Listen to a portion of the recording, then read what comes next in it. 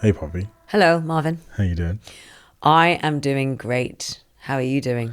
I feel like I've missed you a little bit. There's been a massive Marvin-shaped hole in my life since the last time we were on two chairs with a mic in front of us. We had a great conversation. You really, I wrote an article about you.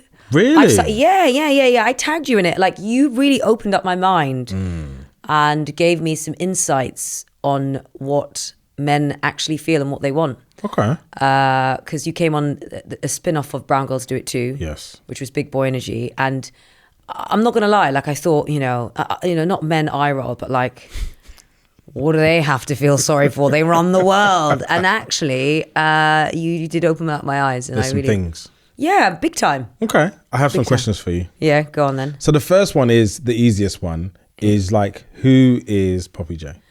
Oh my God, that is the hardest question ever. You're going to give me this now? Because if you start hard, then it just only gets better. It gets better. Poppy J is a work in progress.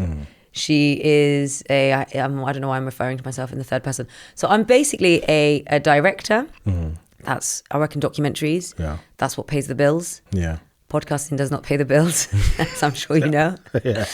And then like you, like a lot of people in the creative industry, I'm a multi-hyphenate. I had a podcast called Brown Girls Do It Too. Then we took it to Edinburgh Fringe, Soho Theatre. I write comedy.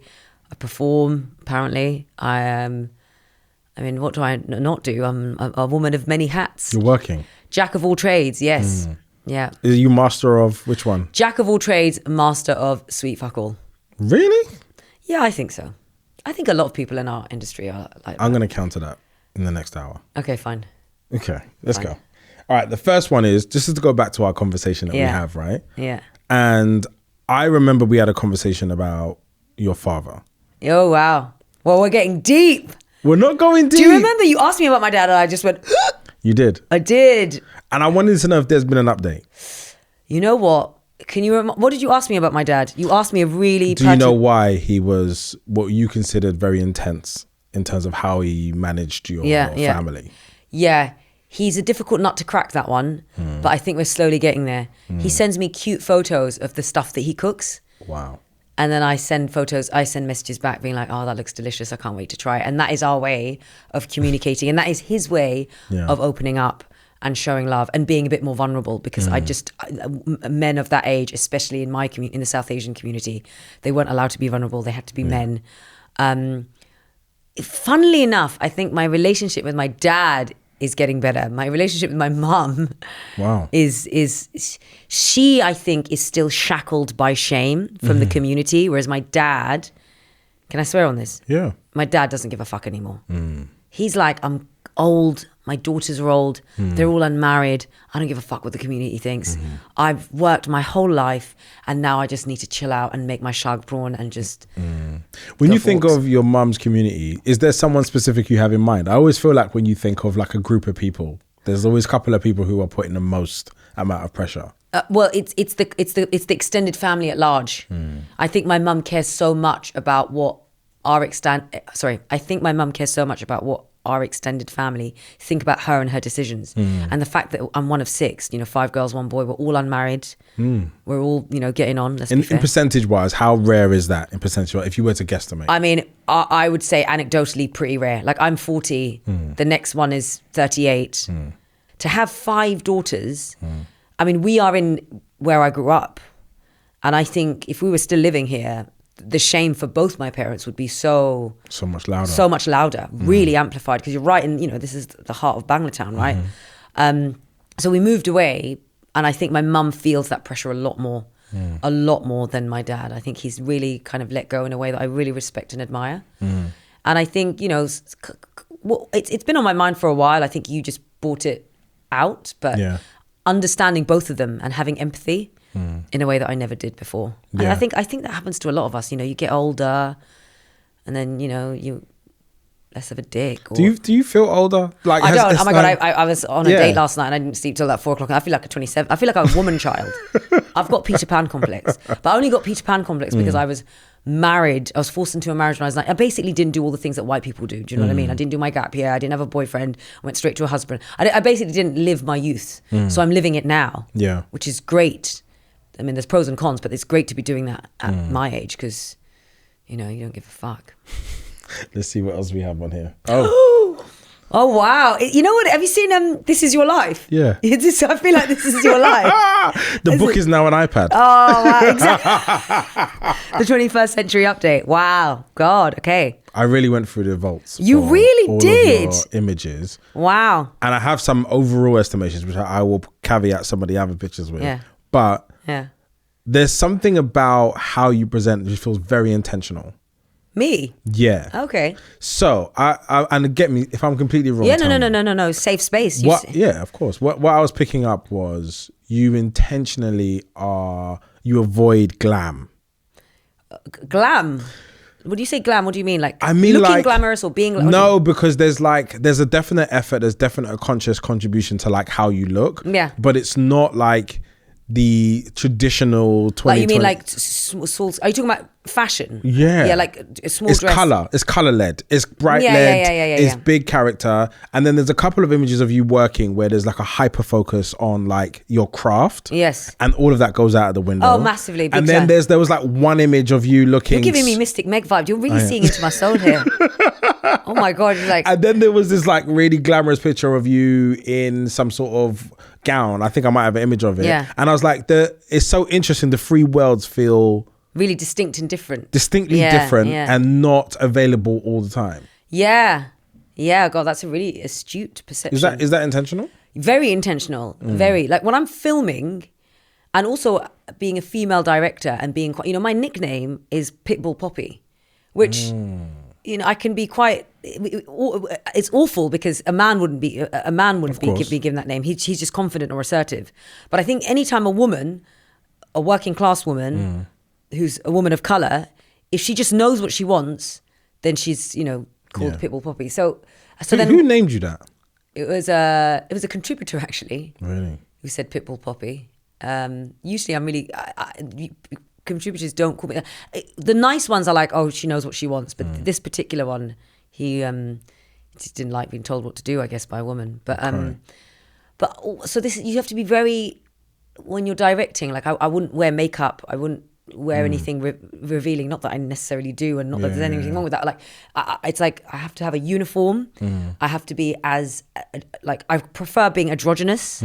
I don't want to give, because my not my character, but I'm already being so scrutinized. I don't want to add to that by being like, oh, did you? Because women are so policed in terms of what they look like, what they sound like, what they wear. So you're not going to cuss me out for wearing an oversized shirt and some jeans, are you? Nothing is on show. And then absolutely when I go on dates, slag poppies, it's like wearing different hats, you know, different, you know, I like dial up the, you know, flesh. Does that level of thinking cost you anything to think about the adjustment, especially when you're working? It doesn't cost me anything now, but it's exhausting as a woman to constantly have to think about it. Like even now I've got something coming up and I'm already thinking about what my outfits, you know, what is my uniform. I like wearing uniforms. I like having a uniform. If I could be like that loser Mark Zuckerberg and wear, you know, 4 t-shirts every day, I would love to do that. But I can't, sadly. So. Tell me more about this picture. So I think for me, the first thing I think about when I look at that photo is where's my eyeliner? Because my eyeliner is so, like, I would never, when I get glammed up, not have eyeliner. That's like, if anyone who knows me, that's like.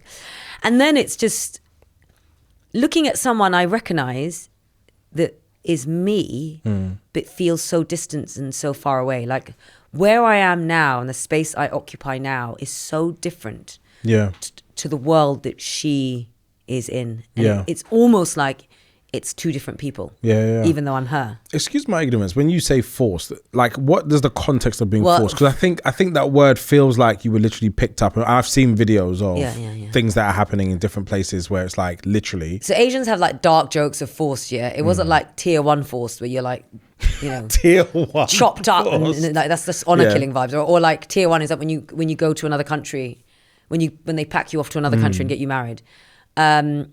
It was forced. I didn't consent. I didn't want to. I didn't want to marry this person. And then in the end, I just caved. I gave in. I'm the eldest of 6. I was like, I have to do this. There's no other way. And also I was a child. Like my parents are very quite strict conservative Muslim family, and I just didn't know any other. I didn't know, it was just duty and honor, and that's all I knew. So did it happen to any of your other siblings? No, so I'm the Malala of the family.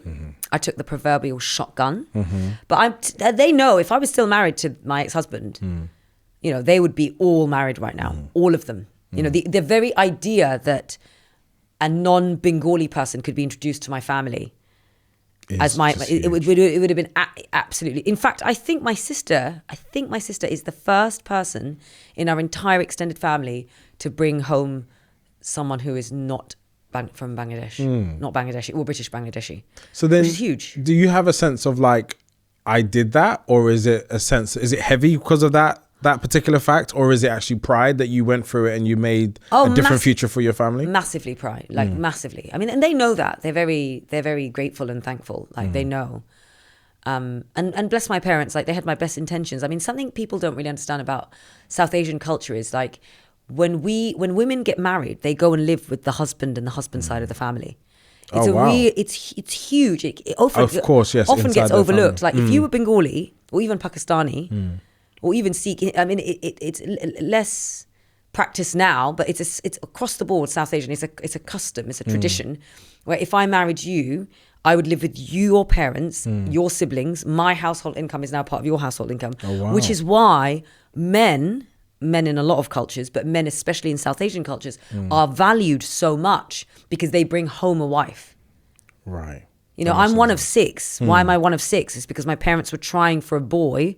And he came at the end because when he gets married, if he gets married, the idea is my mum and dad will have his wife to take care of him. And the irony is, a lot of these daughters end up taking care of their parents anyway. You can't rely on another person's daughter to take care of you. It's just, so that's, and they had my best intentions. Like if a mother-in-law had said, make me tea, I'd be like, there's the fucking kitchen, make it yourself.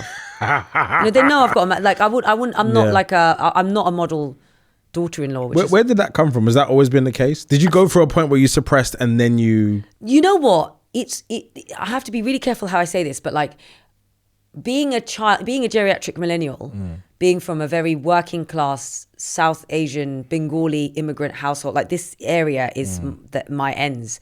Like I grew up seeing misogyny and patriarchy, like it was just the norm. It was just the norm. And then I think my parents have inadvertently made all 5 sisters and my brother actually raging feminists, because I think we grew up seeing, I especially was like this, I just grew up seeing all my boy cousins who were allowed to do stuff and we just weren't. And I think like, when I think about all my black mates in school growing up, they had a degree of freedom that like Asian girls just didn't. Like we just didn't. Do you know what I mean? Like most of my friends in secondary school were black, and they could go to the cinema, they could go to Walthamstow Market, they could hang out, they could do stuff, and I wasn't allowed to do anything. And I think that's probably the same. Do you know what the fear was? What were you being protected from? Being a slag, sex. Like we fear, again, things might have changed, but the idea that a woman could be promiscuous, that a woman could sleep around, that a woman could shag, that a woman could bring dishonor to her family. We were so scared of that. And I think what we missed, what the Bangladeshi community missed, was the men ran amok. The men, we had a massive, oh God, what's it called? Heroin. We had a massive heroin epidemic in the 90s, with the boys on this estate. They were allowed to run, it was huge. It was like, it was in the 90s. And I remember being in we call her Mesab Sassi. Sassi's auntie, Mesab is like teacher. I wouldn't go to a mosque, but I learned to read the Quran in this woman's flat in my building. And we were all separated in groups. So like, like in GCSE, intermediate, advanced and basic. Obviously I was advanced because I was well clever. And all the advanced kids were in her son's room, and there'd just be like spoons and needles and foil just lying, like drug paraphernalia, so it was did that ever hit national? No one gave a fuck about us. Like, this is the other thing, like Bengalis on the totem pole, we're like right there, we're right at the bottom. Everyone cares. It's Indian, Pakistan. I mean, we're getting our flowers now. We're like, we're coming out, and I think social media has massively helped. And there's so many incredible creatives, musicians, people that I follow. But like, no one gave a fuck about us. Like, do you know why? Because we weren't important, because of racism, because who cares about Bengalis? Like, no one cares. And also, like, and I guess also because back then, Asians didn't occupy, I mean, you had Goodness Gracious Me, which was seminal, but like Asians didn't really occupy entertainment and music in the way our black friends did. Yeah.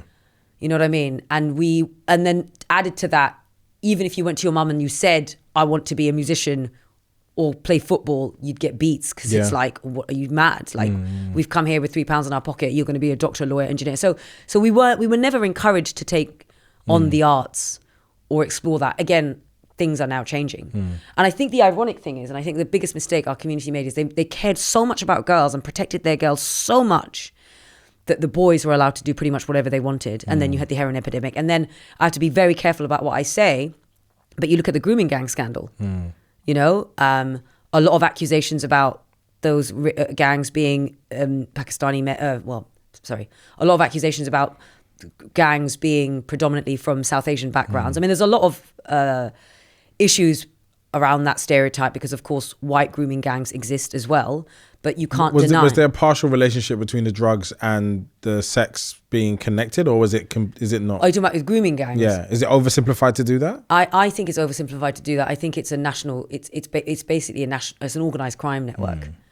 And it's kind of what you're seeing with county lines, right? It's like Yes. And I was talking to someone for research because I wanted to do a documentary on it, and one victim said to me, because I said, is it race? Because that's that's the question on everyone's mind. Is it racialized? Is it just brown men on white girls? And she said something that I never thought of. She was like, if it was 1,500 black girls in care homes, so it's 1,400. If it was 1,400 black girls in care homes, if it was 1,400 Asian girls in care homes, it would have been those girls. It's just back in those days, you did not see South Asian girls. And South Asian girls were groomed, by the way, but the grooming just looked very different. Yeah. You did not see, you know, black or Asian girls in care homes. I'm sure they exist. At that scale, of course, there are a few. I'm not saying they're not, but like at that scale, you just don't. Not in our communities, certainly not back then. Right? You just said, so I think I'm really going off on a tangent, but I think there is such a fear with women. And you see it in the manosphere, you see it in society anyway. This fear that women are, you know, if they're promiscuous, they have a high body count. Like if she sleeps around, she's a slag, she's a whore. Then imagine that on crack in our community. Like it's that pressure cooker is dialed up even more. Yeah. And so there was a total fear.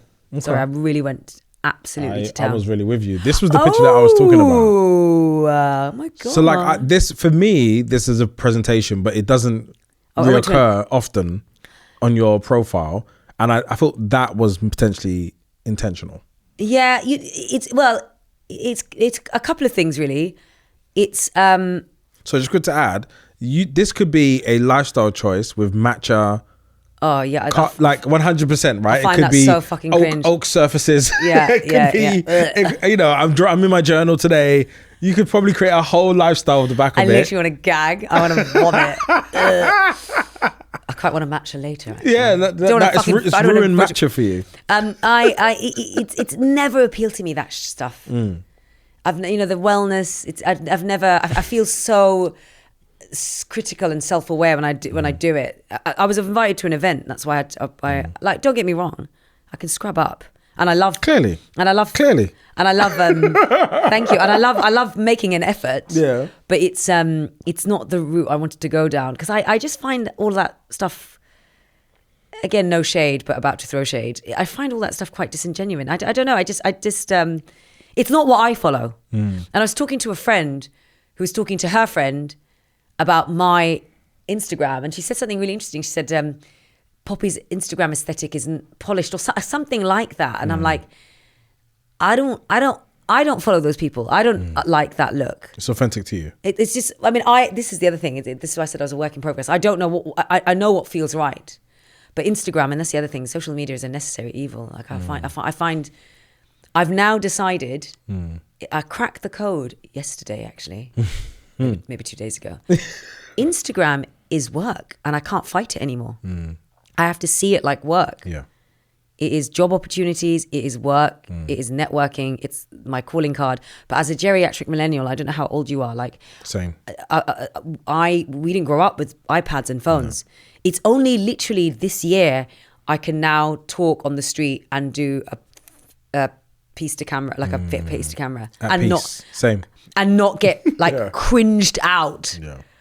But that is our norm now. You know, I wish I could be like those Gen Zers who are just like at bus stops doing like for everything. And I'm just like, but so I do it because I'm like, okay, I'll get the likes and I need people to be able to see that I can. And this is the other thing, like I do it really because I'm like, who will collaborate with me? But I'm not, I realize there's a word, it's called brand safe. I'm not brand safe.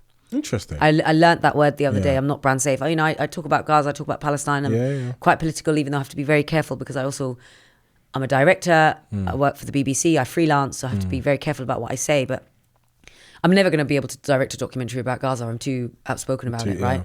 Yeah. And it's like, you know, opinions your own. You have to be impartial, but it's like, I have a view. I have a view, and it's difficult to be impartial about. You've really done a deep dive. You know, when I thought it was 10 pictures, I thought 10 like famous world pictures, but you mean 10 pictures of me. Yes. This is so... Prompts for you. Prompts for me. Okay, so I did not need to prep at all. You know all of this because you posted them. Yeah. Wow. So you got diagnosed with ADHD? Literally as of 24 hours ago. How does that feel though? And has it made sense? Do you know what that means in terms of the diagnosis, or is it just you've been diagnosed and now you got to figure it out? No, well, a lot of people ask me. It's funny when I put that story up. Loads of mates are like, "I could have diagnosed you 10 years ago, mate." It didn't come as a surprise, but I did the diagnosis because I also wanted to know if I didn't have it at all. I wanted to know definitively, yes, you have it, stop using it as an excuse, not that I was, or you do. And it was just managing behavior. So it wasn't this deep thing for me because I was like, I definitely have it. I'm not, I'm like 99% sure I've got it. Like every other fucker in the world. Do you know what I mean? What did you make it mean when you found out? What process did you go through from the? By the way, is this private NHS? So I went to the GP. It was done on the NHS. I was actually on the way here. I was talking to my friend about it. I thought. I went to the doctors probably, a few months ago, maybe, definitely this year. And I thought this is a 2028 thing. I'll be on some waiting list for like forever. Yeah. And then finally we'll get the call. So this happened quite quickly. So it was done on the NHS, but what they do is they pay a private practice to do the assessment, but they pay the private practice. Does that make sense? Yeah. So I think for me, it wasn't a relief. It was so anticlimactic. I mean, there was a moment where it was like, so maybe like Who Wants to Be a Millionaire, if you know, like right towards the end, I was like, he was like, right, so they ask you a million questions and they're like, so I was like, he was like silent from his end and silence from his end. I was like, so do I have it? What's going on? And so I've been officially diagnosed with ADHD confirmed combined type, which is, I don't know why I said it now. It's inattention and hyperactivity and impulsivity. I can't remember. Basically, it's combined type. So hopefully they'll put me on some drugs and I'll get some therapy. And do you want that for yourself? Do you need that? I think I did get it. I think it's got worse, my ADHD, as I've gotten older. And I thought the doctor's questioning was really interesting because what they ask you is a lot to do with your childhood and trauma, which I had. But they're like, were you disruptive in school? And it was interesting coming from, because this doctor was a black guy and I was like, bruv, if I was disruptive in school, my dad got a call, I would have got beats. So there was no option for me to be disruptive. I wasn't like, you know what I mean? And then he was asking, he's obviously going through a script. He's got to ask these questions. And then he's asking things like, were you disruptive? Were you, I had to be good at school. There was no option to not be good. Otherwise, I would have been in a lot of trouble. So, and I think also women, they mask things better. Yeah. They have to put up with things and mask things better. So I found the questions actually a bit, not outdated, but just didn't... Was it reductive? Wasn't even reductive. Like, I think for like certain immigrant communities like ours, where if you weren't doing well in school or like you just get into trouble. Was not an option. So I think, and of course, I think back to who made those questions. Probably a white psychologist, right? Or a white I don't know. I'm assuming. But it wasn't a relief. It was actually quite anticlimactic. And now I know I need to be able to manage it because it is really, I say it's affecting my work. It's not, it's becoming more pronounced. And with social media and phones, it's getting worse. So I just want to be able to manage it, I think. I'm glad that you know. Yeah. Next up. Wow, I did. You've gone deep. I've gone deep. And you know what? I couldn't explain it. I had to put it into AI to try and explain what on earth this was. I not? Is there no caption? There was no caption. I was like, what on earth could you be doing? Okay. I was like, are you from the Cayman Islands? No. Do you want me to tell your listeners what this is? Please tell me what it is and what the story is for how this happened for you. Okay, so this is the 2012 London Olympics. You remember we hosted that in Stratford? The greatest day. The last great period of London. Yes. But we were actually proud to be London and the British. Last time, yes. Yeah, this is so true. 2020. Sorry, 2012. So this is me in the opening ceremony of the London, of the Olympics. And each girl had to introduce a team, and I got Cayman Islands. But obviously, there was a little thing with the girls that we wanted to either represent Britain or like Jamaica, because obviously Usain Bolt. Yeah, fun. Or basically those two countries. There was no others. What? So how did you actually get found for this? So I used to work in the NHS back when I had a real job, and we all got an email from the NHS from our primary. We got an email from the primary care trust saying they are looking for, because I don't know if you remember the Olympics, they had it was all about the NHS and nurses and all the things that make us British. I do remember actually, yes. The opening you have ceremony. to really go back into the archive. So they wanted obviously people who worked in the NHS to take part, and there was a dancing audition. So I applied to be a dancer, but because I'm, I've got interpretive dancing on lock, but not choreographed dancing, they kind of funneled me through, because it's huge. The ceremony is huge. There's so many people. So they just, that's basically, I'm representing an island where you can hide your money. And not pay your taxes. So really. Is this the first time you were out in the world, visible, doing something? It's a really good question, because I was also doing, probably, but I didn't really think about it like that. I was doing my journalism masters at the time. So I didn't have this career, this exposure now. I didn't have any of that. So this would have been a very early fame moment. I always say the Queen saw me, but I didn't see that bitch. Because obviously she was there at the opening ceremony. So I was like, she saw me. Looking at the Cayman Islands. She was obviously just laser focused on the Cayman Islands. I'm trying to look, what do you have on? This is what? So it's a dress, and it's got this hooks on the back, and then you carry the sign, and then you hook it to the back. So all the girls, same makeup, same hair, same dress. I think that's all the people. The dress was custom made. I still have all the. Oh really? I have it all. Yeah. I'm gonna sell it, but I don't know if it's gonna come to anything. The Cayman community. I've got the shoes. I've got everything. Yeah, yeah. and I did the opening and closing. So you did the opening and closing ceremony. That's kind of dope, though. That's a great way into the business. Oh wow! Fucking hell. So you made the sign. I did make the sign. What were you promoting? Brown Girls Do It Too. Okay, is this in the BBC offices? Yeah, it was all around. I don't know if you saw the video, but I there's nothing like. Have you seen that guy? Dude, it was inspired with Dude with Sign. Okay, you know that guy in America. He's a legend, by the way. Yeah. Have you met him? No, but he's just a legend. Yeah. So it was inspired by that. Okay, and we did it all around the BBC.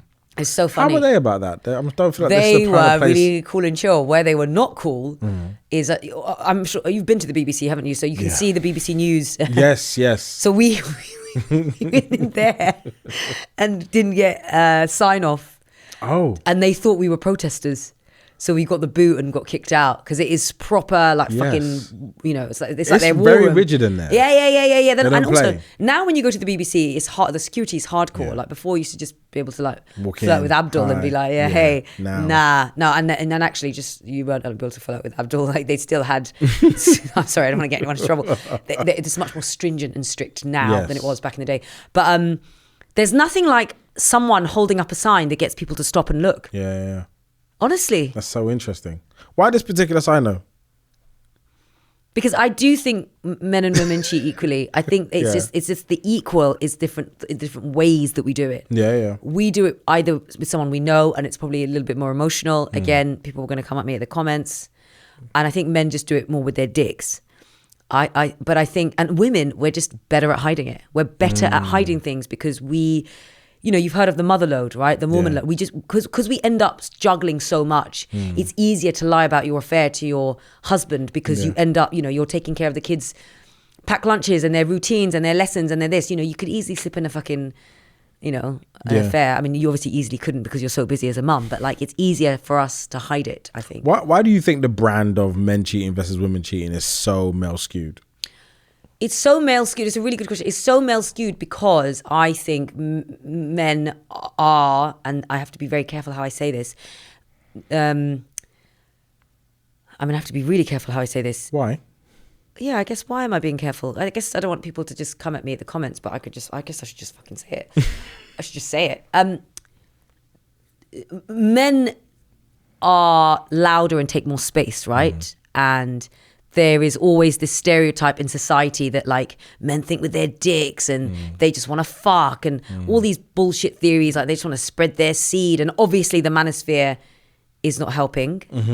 And so I think men get more airtime, but women are just quieter and smarter about it. Do you agree with that? I agree with it. I think men cheat very much physically. Yes, sorry, that's what I meant, physically, I think women cheat more emotionally and it can be physical. Yes. I think they're more likely to have an affair. Women? Yeah, than an a man affair is. with someone they know. Yeah, like an ongoing... Yeah, like a long time. Connected something. Yeah. But I think overall women communicate better. So I think when they talk about the experiences of men, they say it in a much more emotionally nuanced way, which hits people in a way that men don't. Yes. And I think a lot of men have shame about, if a woman cheats on me, then I don't have any value. Value, yes. So they would never say. Again, see, another one of your nuggets. Another one of your nuggets. So you made this article. Oh my God, this article literally blew up in my face. Can you, you're a creative. Can you see, did it resonate with you? Yeah. So I'm lucky that I worked inside agencies and companies my whole life. So you had like a contract. I had a terrible pension being accumulated since I was 23. Yeah. But my own pension, trying to do it on my own, was just significantly harder. Yes. So I really do resonate with people. There's a lot of creatives that I know in my life. This came up on Jeremy Vine, actually. So we were doing... Did it? We were discussing what topics we should cover. And as soon as I saw this, I was like, yes. Oh, you need to send me the link. But somebody stole the topic. They went to another part of the show that I didn't get to do. So I was going to call you and be like, could you talk me through what you was thinking I can add to it. Yeah. But I think for me, it hits with a lot of people who are now at 40 and thinking they've got maybe 20, maybe 25 years of just contributing and they don't even know where to start. It feels overwhelming to begin. Yeah. Where did this come from for you? This came from the fact that 2025 was not a good year for me. I just completed on a flat and literally the same month I finished a contract and then I didn't work for a year. Wow. I didn't work for a whole year and I'm supposed to be the success story, quote unquote, right? I was nominated for awards. I was going to parties. My brother-in-law had to give me a job at his it's like a Philly cheesesteak place. Yeah. So I was like frying chips, smelling of chip fat, going to these parties that I was nominated for, then going back to finish my shift. I'm on the side of billboards. I'm on buses. I'm on the tube. I went to Edinburgh Fringe. I'm writing comedy. I'm doing this is the other thing when you're POC, like you just constantly like I'm doing 10 things. I've got so many strings. I can do this. I can do this. I can do this. Every single opportunity you must say yes to. Otherwise, who knows? It's you're only as good as your last job, and it's a word of mouth industry. And I fully gaslit myself that year because what I said to myself was, I'll just another month. And I have an agent who's brilliant, right? She hustles harder than anyone I know. Like, if I'm struggling, can you imagine someone who hasn't been nominated for the awards, who doesn't have an agent? Like, what are they going through? And I've had so many colleagues of mine. Do you know what was happening in 2025? Why it went so quiet? Was it 2025? Yeah, it's 2025. But it was happening before then. I just experienced it. It's because, and this is my take. terrestrial channels are really struggling. You know, you look at the BBC, you look at the license fee, you know, they're obviously going through their own different challenges. And then they're competing with two giants, the streamers on one end and then social media on the other. And they need to make documentaries that just cut through all of that noise. Yeah. And as a result of that, they are becoming so risk averse. They've been risk averse for time, by the way. They've been, British TV, I think, generally is quite risk averse for a lot of things. It's like, we've got one black show, we don't need another black show. We've got one Asian show, we don't need another Asian show. And so I think, in fact, I know the same 6 people were getting the jobs for those. It's the same 6 directors were getting the same jobs. Yeah. And then the rest of us were fighting for scraps. And then what was happening in my career was whenever there was a directing job, it was between me and 2 other directors, and the more experienced director would always get it. So the industry was just on its knees. Like the TV industry is really, we've all just been gaslit basically. Like we keep being told that things are okay and they're not okay. They're not okay. And we're not going to go back to the golden age of TV. And and the gatekeepers and the commissioning editors, they need to say that to us. And the sooner they say that to us, I know we can move on. We can move on. I know brilliant directors, not just directors, producers, just people who make the TV industry what it is, have depression because they're also doing the thing. And they're like, candle, it's going to change. It's going to change. Where would your energy go if that was to change? I swear to God, I messaged my friend the other day and I said, her partner works in Sainsbury's, and I said, you need to get him to get me on a grad scheme. And if I said that 2 years ago, she's from Liverpool, she'd be like, you fucking mad. It's such an awful accent. She would have been like, are you crazy? Yeah. But then she messaged back on WhatsApp. She was like, I think we could do better than that. I think we could do project manager. Like she wasn't even shocked by it. Like I am genuinely putting in through AI what other jobs I can do. I can't sustain this. Yeah. I really can't sustain this. Yeah. And I'm like, what? I'd love to work for the NHS again. I'd love to retrain. My agent's going to hate that I'm saying all this stuff, but I have to think about these things. This is the reality. Like, it's real life. You know, I'd love to be a social worker, but I'd love to be a civil servant in some way, but you know, you have to retrain. I have a mortgage. I can't afford it. I honestly don't know. Yeah. But it's something I genuinely am thinking about. I have to, because it's my reality. And sorry, just very quickly, that article and then the post I did off the back of that was the highest performing post I have ever done. Really? It blew everything else I did out of the water without fail. And I still to this day wake up to DMs from people, and not just in the TV industry, in the film industry, arts, just all creatives across the spectrum. And it just says something is so systematically wrong, like the structure and the systems that we live in. When you're a creative, it's so fucked. And on that note, what happened here? Lol. What happened here? Oh my God. Me and Rubina were in a pub on a Friday night in Central London. This is a great way to start a story. In Leicester Square. And she had to get a train to catch. So in classic Rubina and Poppy style, we like knock back the drinks, so like drink very quickly in a short space of time and catch up. So we were talking and catching up and having a D&M. And there was a group of men, contractors, basically builders, who, one of the men, like he was an older guy, he was flirting with us. He was so friendly, proper geese. He was like, come on. He's like, because we were yabbering, and he was like, stop talking, come down. There's live music. I didn't even know there was live music. Like we were, you know, when like women get like this, when they talk to each other, it's just like they can just see each other. We were aware of him. Like we weren't rude to him. We were like, yeah, we'll give us a minute. We'll come. We'll give us a minute. And then we got really friendly with this group because we were going out having cigarettes, and they were really nice. So we were like kind of boomeranging to them, but then coming back and just constantly talking. And then at some point in the evening, he was like, are you two sisters? Are you two related? Like total banter, like lol, lol, lol, lol, lol. And then we were like, ha ha ha, would you say that to 2 white women? You know what I mean? That's a bit racist. Oh my days. Really? Man, what happened? Flipped so hard. Because we said the word racist, and something about saying... it activates people. Yeah, it activates him. I said, we literally said, would you say that to 2 black people? Would you say that to you know, just like, of course you say it to 2 black people. We get that all the time. Sorry. Would you say it to 2 random white women? The most obvious question to lead in with, how do you two know each other? Yeah. It's a very obvious, rational question. So how did you end up having to apologize? Because we did that classic thing where we didn't want to make him feel uncomfortable and we didn't want him to hate brown women more than he already... This is what we couldn't understand. He wasn't like a Tommy Robinson racist. Yeah. I could understand a Tommy Robinson racist. I almost want a Tommy Robinson racist. I mean, clear. I don't. This is very clear. He was friendly. He was nice. He was like flirting with us. And then suddenly something in the way we said and bantered back, we were just fucking jokes. He flipped, and then him and his friend were so aggressive. I've never experienced it in my life. You know, I was born here. Yeah. And I'd never experienced an overt act. I mean, I've never experienced an overt act of racism. I've been very fortunate. Yeah. Living in London, living in East London. The only time I've had, you know, a group of white boys called me the P word in Romford, but other than that, it was, and then they giggled and laughed, and I was like, oh, obviously they must fancy me. But That's like, the only reason. That's the only reason why else would they call me a P word and then giggle like schoolgirls? And it just, and then we moved to another table, and then my friend Rubina was upset, and then the manager came to us and said I can move him, and I was like, absolutely do not do that, because he was like 8 pints in. He's like one of those men, like proper working class geezers, and I just didn't want him.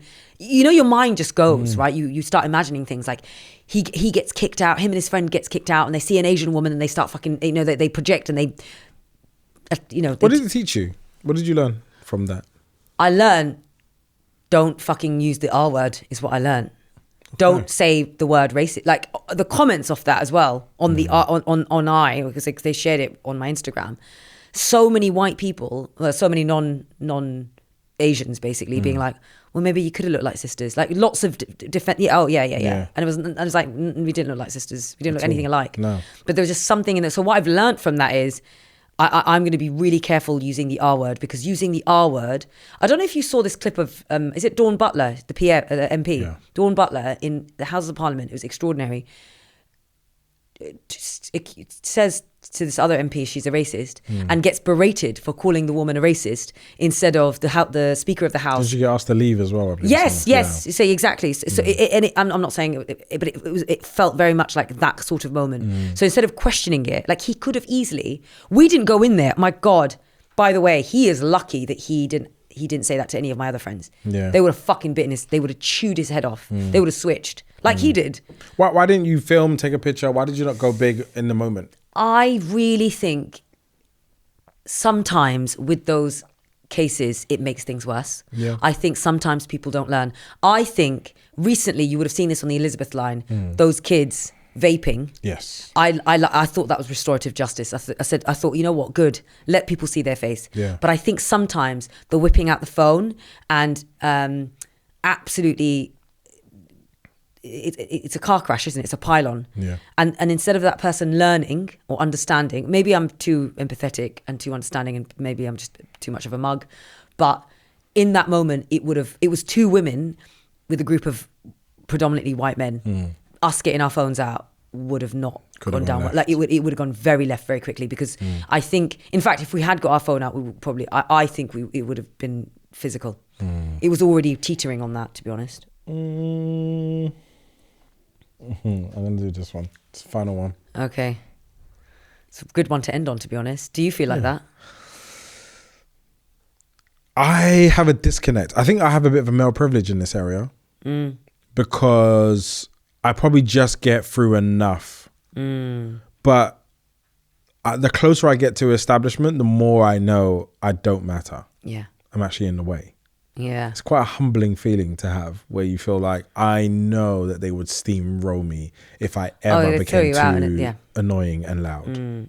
What made this conversation loud for you? I was working on a documentary in a hospital and just was filming an operation, and had this moment, I was so moved by it. I was just like, everyone in this room, and I don't know if you've ever had an operation, but like in an operating room, you have about 10, 15 people at any given moment, depending on how complex the operation is, in the room. And everyone from the theatre practitioner to the surgeon to the registrar, there's so many people in that room. Not a single person was white. The only person that was white was the patient. Wow. And I was like, this is Britain. This is the NHS. It's our blood, sweat and tears. And it was the whole world. It was a Filipino, Afro-Caribbean, Asian. It was all of us. It was everyone.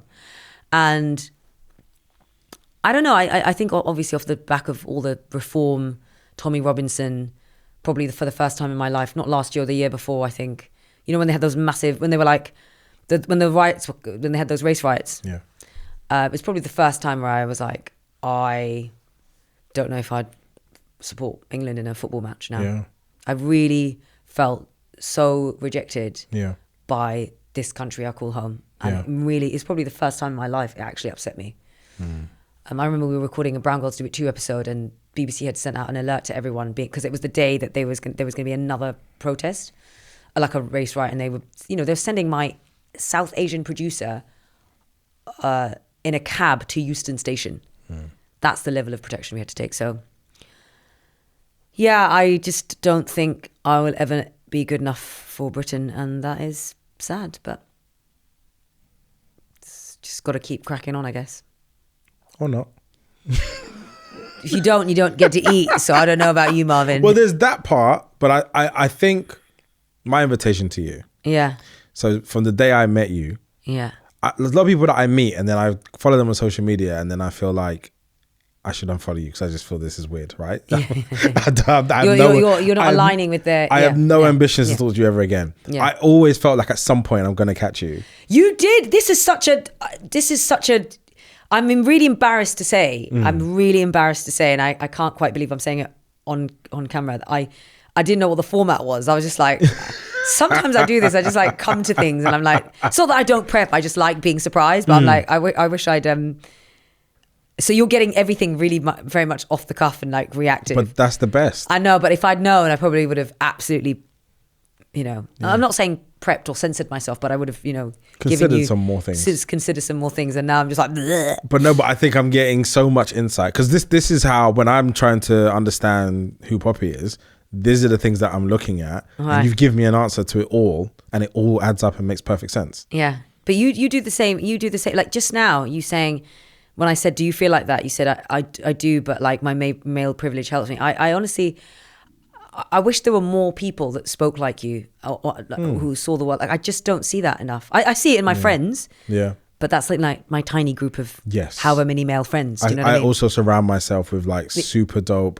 Like the fact that you said yes, you turn up, you're like, I don't really know what I'm doing, but I'm kind of here. Yeah. That is my tribe. Yeah. I love people who can do that because it just means you're in the world, you're live right now. So many people just there's so much fear in their presentation and they're not sure who they are. They're not comfortable just to turn up here and be okay with what they're saying. And also, I think there's a connection between the type of things that you talk about. We didn't even get into your documentaries, which are also amazing. Well, I've been fucking rabbiting on. I'm so sorry. But no, but like, look, when you was on Mastermind, the Megan. So you know, I was on Mastermind, yes. And my specialist subject was Cardi B. Mm-hmm. I had these earrings made especially. Okay. So I could wear them, but they didn't come in time. So really mad about that. That's a shame. It's a shame. But I feel like your way of being is dope. Oh my God, thank you. Well, I feel very much the same way about you. No, and since we met, I know we haven't seen each other, but we've been in contact, and you're definitely one of those people that says, you're honestly, at the risk of sounding very sycophantic, you're genuinely, you're very inspirational. And I think especially now in the climate that we're living in, you're so needed. Your energy, your aura, your message, your vibes. Thank you. Same. We'll do it. We'll figure out more time. I appreciate you though. Thank you so much for having me. Absolutely. We'll do it again. We'll do part 2.